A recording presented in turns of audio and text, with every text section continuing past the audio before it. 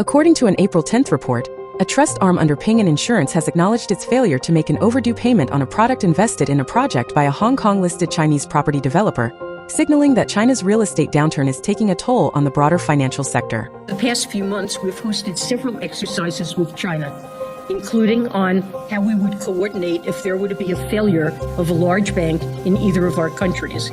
You will realize that the data of the Western countries' investment in China's real estate market, the financial data, are all fake after the truths of the CCP are revealed.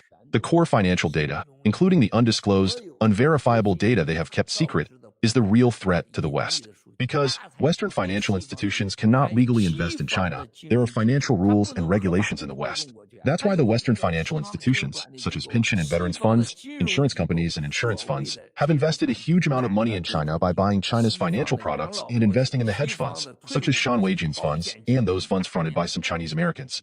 They are legally looting the people's money. What's the result? It is disastrous. That's why China's real estate and economic disaster is a legal plunder of the whole world. It will plunder and destroy the world economy.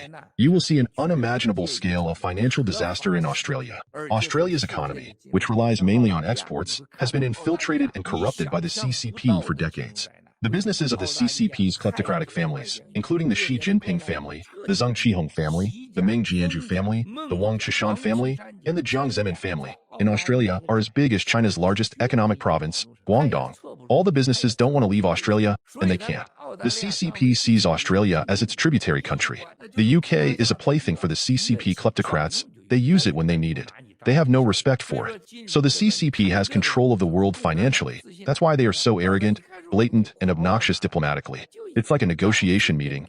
All the people are sitting at the table, but the CCP has slept with them all. The CCP knows all their dirty secrets. That's why they can do whatever they want, and everyone at the table will applaud them no matter what the CCP says.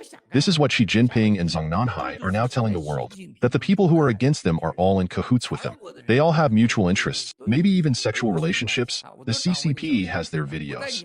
The CCP has money in all these countries.